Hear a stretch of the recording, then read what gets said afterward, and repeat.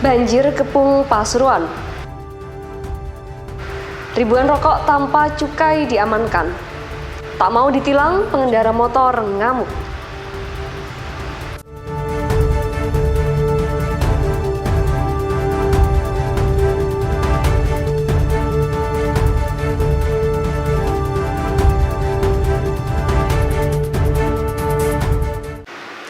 Assalamualaikum pemirsa, selain ketiga informasi tadi, sejumlah informasi dari Pasuruan dan sekitarnya telah disiapkan tim redaksi. Bersama saya, Khiliatus Solihah, inilah Pasuruan Sepekan selengkapnya.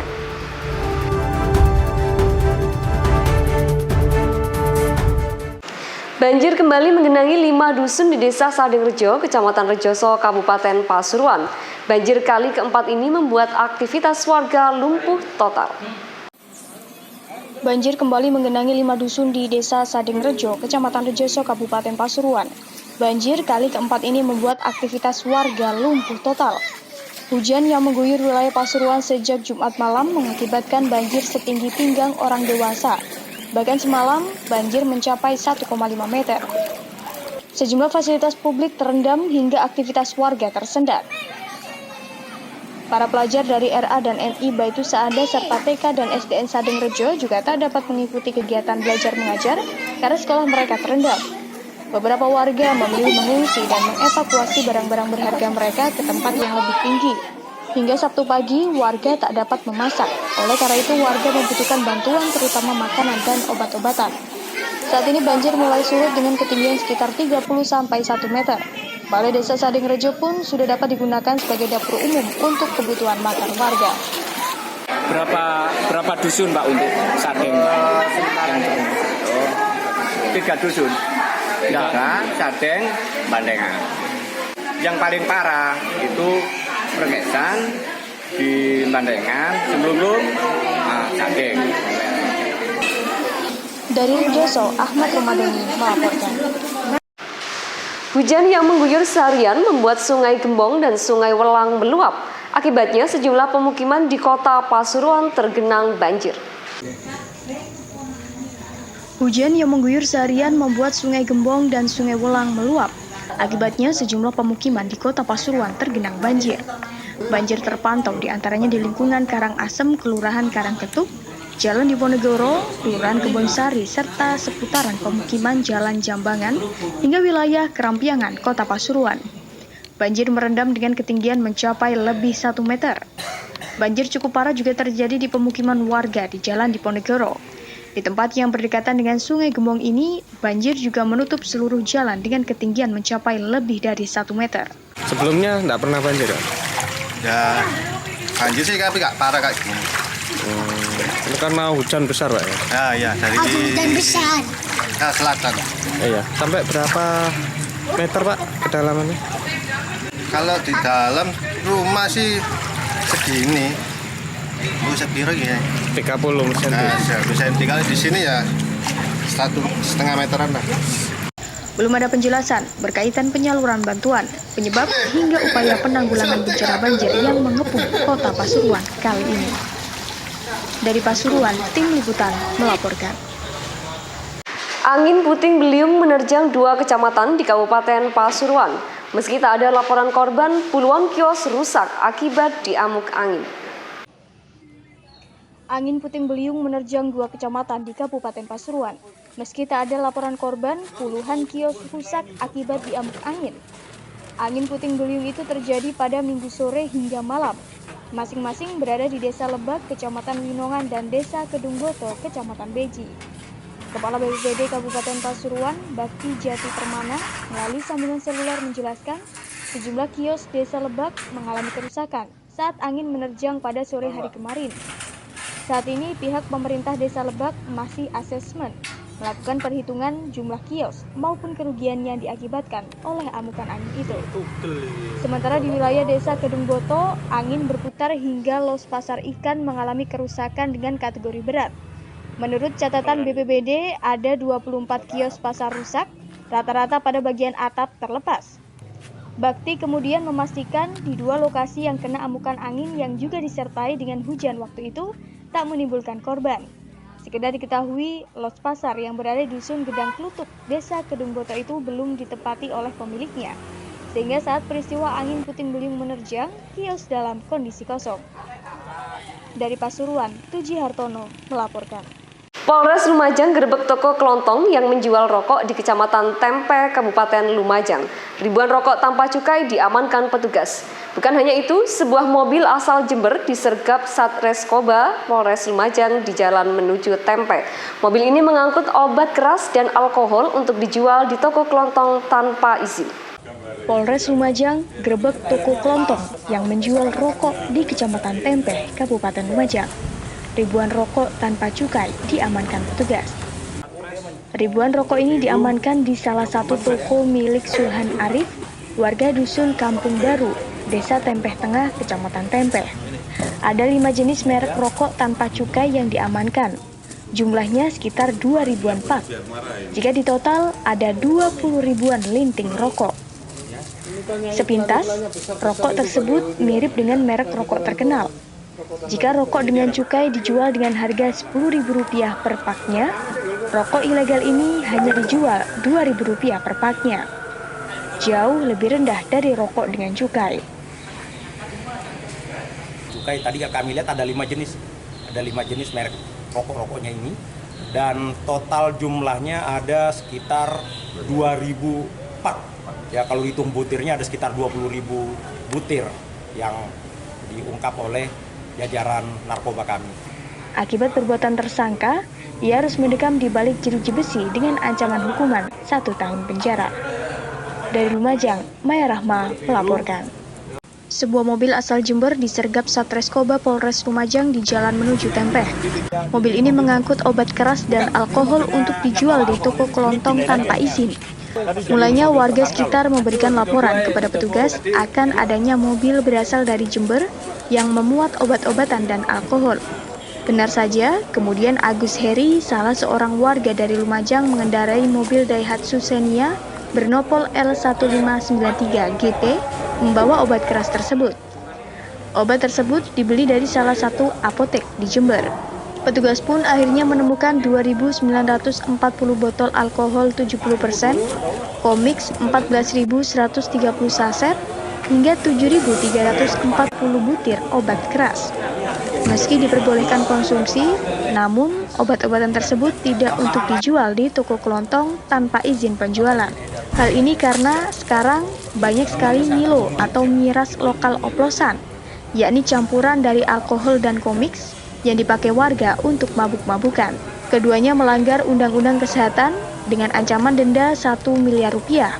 Pihak kepolisian pun sampai saat ini masih terus melakukan pendalaman terhadap kasus ini.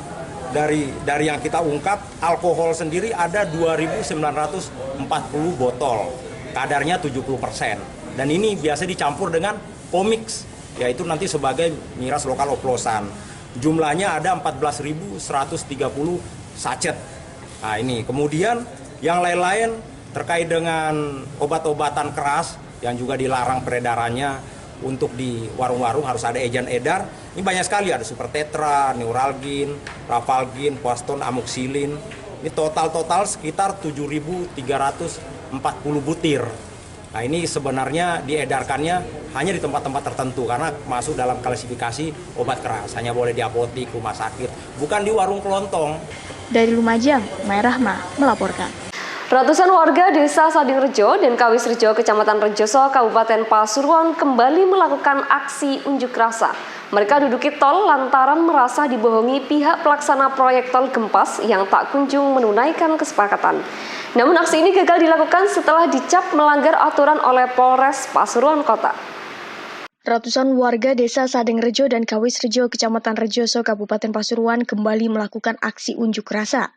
Mereka duduki tol lantaran merasa dibohongi pihak pelaksana proyek tol Gempas yang tak kunjung menunaikan kesepakatan. Ratusan massa berkumpul di Balai Desa Sadingrejo. Mereka kemudian akan bersama-sama turun ke tol untuk blokade tol. Warga muak lantaran mereka dibohongi oleh Jasa Marga, pihak pelaksana proyek tol Gempas Seksi 3B yang berlokasi tepat di depan Balai Desa Sadingrejo.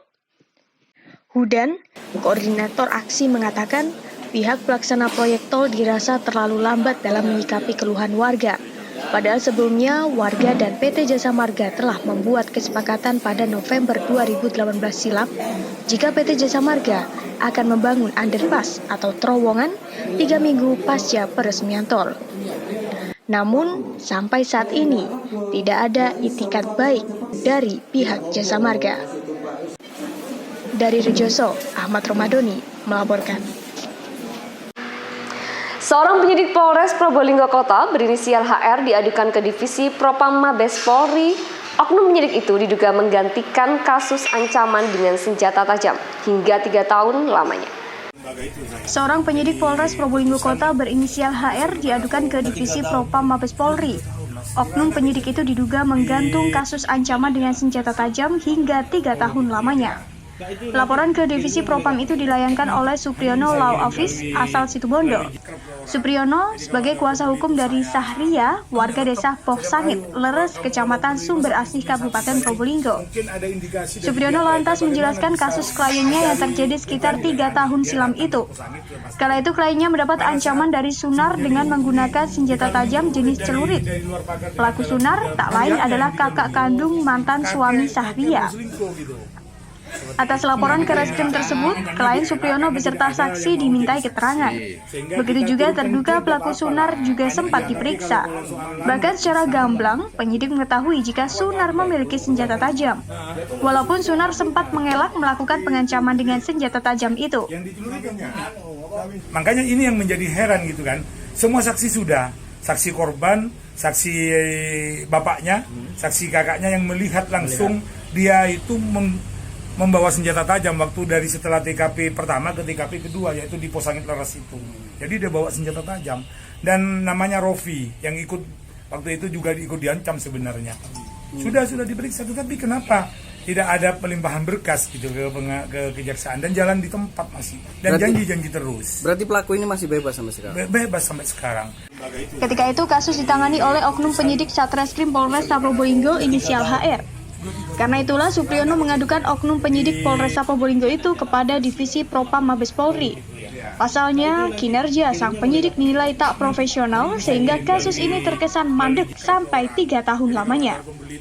Pengaduan juga dilayangkan ke Polres Probolinggo Kota, Propam Polda Jatim, Presiden Republik Indonesia, serta Kabareskrim Polri. Dari Probolinggo, Laila Tuansyah melaporkan. Di awal tahun ini, pemerintah pusat kembali membuka keran impor jagung sebanyak 30.000 ton. Keputusan itu karena tak ada jagung di gudang Bulog. Lain halnya dengan beras, setidaknya ada 782 perusahaan dicatat sebagai mafia dalam sirkulasi pangan di Indonesia. Beras sebagai komoditi utama yang dikonsumsi bangsa Indonesia selalu menjadi polemik. Setidaknya ada 782 perusahaan dicatat menjadi mafia dalam sirkulasi pangan di Indonesia. Menteri Pertanian Republik Indonesia, Andi Amran Sulaiman mengatakan, setidaknya ada 782 perusahaan yang terlibat dalam jaringan mafia pangan. Saat ini sudah ada 15 perusahaan yang masuk daftar hitam atau blacklist Kementerian Pertanian. Selanjutnya ditambah lagi sebanyak 21 perusahaan yang masuk daftar hitam. Amran mengatakan ketika Indonesia dinyatakan swasembada pangan pada 10 November 1984 oleh Food and Agriculture Organization (FAO), masih mengimpor beras sebanyak 414.000 ton. Beras itu diperuntukkan penduduk Indonesia yang saat itu berjumlah sekitar 100 juta jiwa. Sejak 3 tahun lalu, yakni 2016 hingga 2018, Indonesia, menurut Amran, tidak melakukan impor beras. Impor pada masa pemerintahan Jokowi JK hanya terjadi pada 2015. Hal itu dikarenakan faktor El Nino yang merupakan terbesar sepanjang sejarah. Dengan penduduk Indonesia yang mencapai 261 juta jiwa saat ini, cadangan pangan mencapai 2,2 juta ton di gudang Bulog. Stok itu melebihi standar cadangan minimal 1 juta ton. Selain di gudang Bulog, sebanyak 8-9 juta ton beras disebut ada di rumah tangga, pasar, hotel, sampai warung. Terlalu banyak mafia. Bilang aku yang bilang. Ini kemarin ada mengatakan mafia dibiarin. Pemerintahan Jokowi JK adalah terbanyak mafia kita selesaikan. 782 perusahaan. Dan boleh cek, kami blacklist 15 Sebentar lagi kami tambah 21 lagi. Perusahaan. Aku tidak biarkan mafia pangan berkeliaran di Indonesia. Kata saya. Itu dicatat. Sekarang ada hasilnya kan? Real. Jangan petani di atas namakan. Kasihan petani itu, marah nanti, Anda kualat. Dari Probolinggo, Khairul Effendi melaporkan. Sebanyak 126 narapidana di Lembaga Pemasyarakatan kelas 2B Kota Pasuruan mengikuti perekaman data kependudukan untuk mendapatkan EKTP. Sementara di rutan kelas 2B Bangil, sebanyak 117 warga binaan yang melakukan perekaman. Sebanyak 126 narapidana di Lembaga Pemasyarakatan kelas 2B Kota Pasuruan mengikuti perekaman data kependudukan untuk mendapatkan EKTP. Perekaman data serentak ini dilakukan untuk melindungi hak pilih mereka dalam pemilu 2019. Fikri Jaya Subing, Kepala Lapas Kota Pasuruan mengatakan, sebelum melakukan perekaman EKTP, Lapas Kota Pasuruan sudah merekap data para napi yang telah memiliki identitas. Jumlah tersebut dimungkinkan bertambah karena ada beberapa napi yang baru saja masuk lapas. Yang belum terekam saat ini kita lakukan sekitar 126 orang. Jadi yang lainnya sudah kita lakukan jadi keseluruhan itu tinggal 126 orang lagi yang akan kita lakukan perekaman bersama teman-teman dari Dukcapil Kota Pasuruan. 90% lebih itu warga binaan lapas itu semuanya bisa tercover masuk dalam daftar pemilih kita, sehingga kemudian mereka bisa kita masukkan sebagai daftar pemilih tambahan sehingga bisa menggunakan hak pilihnya. Sekedar informasi, 200 napi dari Lapas kelas 2B Kota Pasuruan sudah melakukan perekaman sejak Juni 2018. Sehingga total keseluruhan ada 326 napi yang sudah mengikuti perekaman EKTP. Dari Pasuruan, Ahmad Romadoni melaporkan. Sebanyak 117 warga binaan pemasyarakatan Rumah Tahanan kelas 2B Bangil, Kabupaten Pasuruan, rekam KTP elektronik. Mereka sebelumnya belum memiliki NIK atau nomor induk kependudukan hingga dipastikan dapat menggunakan hak pilihnya dalam Pilpres dan Pileg 17 April 2019 nanti. Wahyu Indarto, Karutan Bangil mengatakan, perekaman KTPL ini dilaksanakan selama 3 hari berturut-turut, yakni mulai tanggal 17 sampai 19 Januari 2019 sebagai gerakan nasional di lapas dan rutan seluruh Indonesia. Jadi untuk perekaman lagi ya kurang lebih sekitar 300 sampai 400 orang. Ini yang masih dicek dulu tadi Pak ya, NIK-nya ya? Iya, jadi memang ditelusuri NIK-nya. Kalau memang yang bersangkutan itu sudah melakukan perekaman, itu pasti ketemu NIK-nya. Sekedar diketahui, Rutan Bangil bersama Dinas Kependudukan dan Catatan Sipil, Dispenduk Capil dan KPU Kabupaten Pasuruan melakukan perekaman KTPL serentak bagi 117 warga binaan yang NIK-nya masih belum terdata. Dirjen Dukcapil untuk kemudian perekaman terhadap teman-teman narapidana atau lembaga yang ada di lembaga pemasyarakatan ini yang mungkin belum terdata, sehingga kemudian diadakan perekaman supaya semuanya warga binaan ini mendapatkan hak pilihnya. Dari Bangil, Tim Liputan melaporkan. Jalur alternatif Pasuruan Malang via Nongkojajar Kecamatan Tutur kini lebih mulus. Tak hanya itu, jalur penghubung antar kabupaten itu juga lebih lebar menyusul selesainya proyek pelebaran jalan. Jalur alternatif Pasuruan Malang via Nongkojajar Kecamatan Tutur kini lebih mulus. Tak hanya itu, jalur penghubung antar kabupaten itu juga lebih lebar menyusul selesainya proyek pelebaran jalan. Kepala Dinas Bina Marga Kabupaten Pasuruan, Hari Aprianto mengatakan, pelebaran jalur sepanjang sekitar 5,8 km itu memang menjadi salah satu prioritas untuk dibenahi. Karena itu, tahun lalu pihaknya mengalokasikan anggaran sebesar 18,2 miliar rupiah guna dilakukan pelebaran. Dijelaskan kemudian, pelebaran jalan itu dilakukan dengan menambah badan jalan yang tadinya 3 meter menjadi 6 meter. Hari sendiri berharap perbaikan jalan yang merupakan penghubung antar kabupaten itu bisa meningkatkan mobilitas warga sekitar. Selain jalan tembus Nongkojajar Malang, juga jalan Kabupaten Beji Sidowaya sepanjang 2,2 km. juga jalur Kedawung Banyubiru. Yang menggembirakan, pada 2019 ini, Pemkab Pasuruan juga mendapat kucuran hibah dari pusat sebesar 32 miliar rupiah. Hibah yang diperuntukkan bagi pengembangan pariwisata itu untuk menunjang infrastruktur akses jalan menuju kawasan wisata. Nah, kali ini, dana puluhan miliar itu akan dipakai memperbaiki akses jalan menuju Bromo melalui Nongko Jajar. Dari Pasuruan, Tim Liputan melaporkan. Bayi berusia 2 bulan asal kota Probolinggo membutuhkan bantuan dari para dermawan. Pasalnya, bayi bernama Ahmad Hussein itu lahir tak mempunyai alat pembuang alias tanpa anus. Bayi berusia 2 bulan asal kota Probolinggo membutuhkan bantuan dari para dermawan. Pasalnya, bayi bernama Ahmad Hussein itu lahir tak mempunyai alat pembuang alias tanpa anus. Ahmad Hussein merupakan anak ketiga dari Pasutri Samsul Arifin dan Suratiningsih, warga Gang Rejeki, Kelurahan Triwung Kidul, Kecamatan Kademangan, Kota Probolinggo. Ia dilahirkan pada 17 November 2018 lalu melalui operasi sesar di Rumah Sakit Siti Aisyah.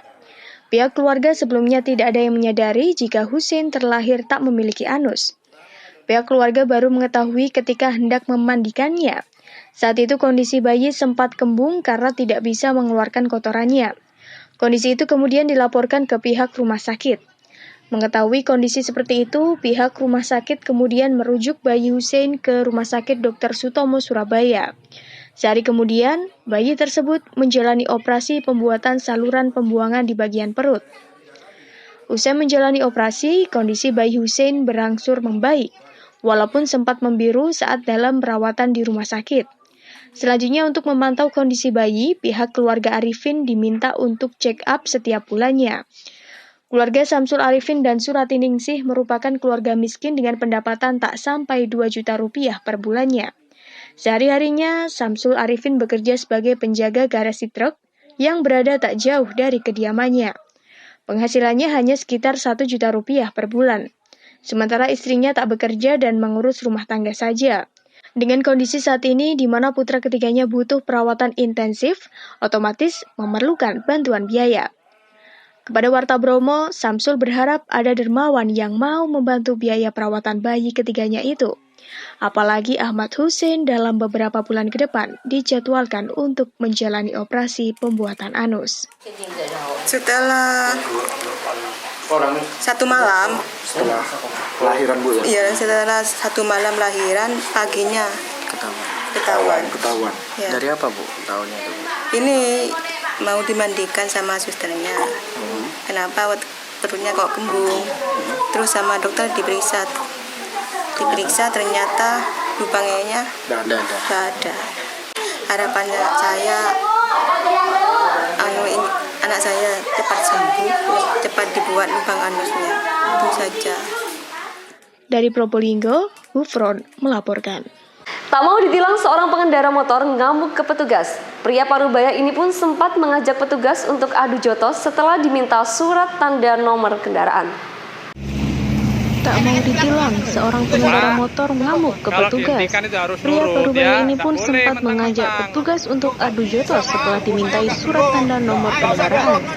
Kanit Turjawali Satlantas Polres Lumajang, Ibda Marianto bercerita, Rabu 9 Januari 2019 lalu, petugas sedang melakukan operasi rutin di Jalan Lintas Timur Lumajang. Dari kejauhan terlihat seorang pengendara yang ragu melewati barisan petugas. Pengendara roda 2 ini pun akhirnya dihentikan petugas. Meski sempat menolak menghentikan laju motor, akhirnya pria Parubaya yang diketahui bernama Heru, warga Jalan Ciliwung, Kelurahan Jogotrunan, Lumajang ini akhirnya turun dari motornya. Setelah ditanya kelengkapan motor, petugas kaget karena Heru langsung mengamuk. Marianto pun lantas terus membujuk pengendara sembari bertanya letak surat-surat kendaraan yang dibawanya itu. Namun Heru tetap menolak dan mengatakan ia tak membawa kelengkapan surat. Setelah emosi sedikit mereda, akhirnya Heru bersedia untuk menghubungi saudaranya dan membawakan STNK. Meski begitu, ia tetap ditilang karena telah melanggar pasal 281 karena tidak bisa menunjukkan SIM dan pasal 288 ayat 1 karena tidak bisa menunjukkan STNK. Setelah kurang lebih 30 menit, saudara Heru pun datang membawa STNK untuk menukar motor yang disita dengan STNK yang diamankan untuk menjalani persidangan. Ia pun juga telah minta maaf kepada petugas kepolisian. Dari Lumajang, tim liputan melaporkan. Bupati Pasuruan Irsyad Yusuf arak Piala Adipura pertontonkan ke warga keliling wilayah Bangil. Menariknya, mobil Jeep berwarna biru Tosca dengan plat AD1 Pura digunakan untuk arak-arakan. Bupati Pasuruan Irsyad Yusuf arak Piala Adipura pertontonkan ke warga keliling wilayah Bangil Rabu 16 Januari 2019. Menariknya, mobil Jeep berwarna biru Tosca dengan plat AD1 Pura digunakan untuk arak-arakan. Sejak pukul 8:55 masyarakat Bangil mulai dewasa sampai anak-anak, pelajar berbagai tingkat berikut oleh guru pendamping rela menunggu kedatangan arak-arakan Piala Adipura oleh Bupati beserta rombongan. Beberapa di antaranya yang berdiri di samping trotoar membawa bendera merah putih. Arak-arakan pun datang. Sejumlah pelajar meneriakkan Bangil bangkit di pinggir jalan raya yang kemudian disambut oleh Bupati Irsyad Yusuf dengan mengangkat ibu jari. Didampingi Wakil Bupati Mujib Imron, Bupati terus lambaikan tangan, meski sesekali mengangkat Piala Adipura di atas jeep dengan nopol AD1 Pura itu. Suasana semarak kian terlihat tatkala rombongan berada di sekitar Pasar Bangil. Sejumlah warga nyalakan flare atau kembang api asap hingga kian memberi semarak warga arak-arakan. Rombongan kirap Piala Adipura pun sampai di tempat finish alun-alun Bangil sekitar pukul 11 waktu Indonesia Barat. Bupati Pasuruan yang kerap dipanggil Gus Irsyad ini mengapresiasi seluruh jajaran pemerintah kabupaten dan masyarakat Pasuruan, khususnya masyarakat Bangil.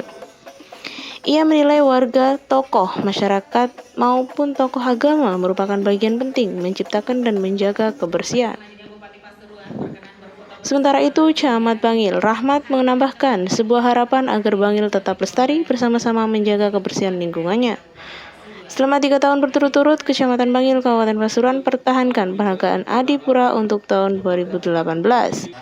Penghargaan diberikan setelah melalui rangkaian penilaian, diantaranya terkait tata cara mengelola tempat pembuangan sampah. Dari Bangil, tim liputan melaporkan. Informasi tadi menjadi akhir dari Pasuruan sepekan hari ini. Mewakili tim redaksi yang bertugas, saya Khiliatus Solihah pamit. Wassalamualaikum warahmatullahi wabarakatuh dan sampai jumpa.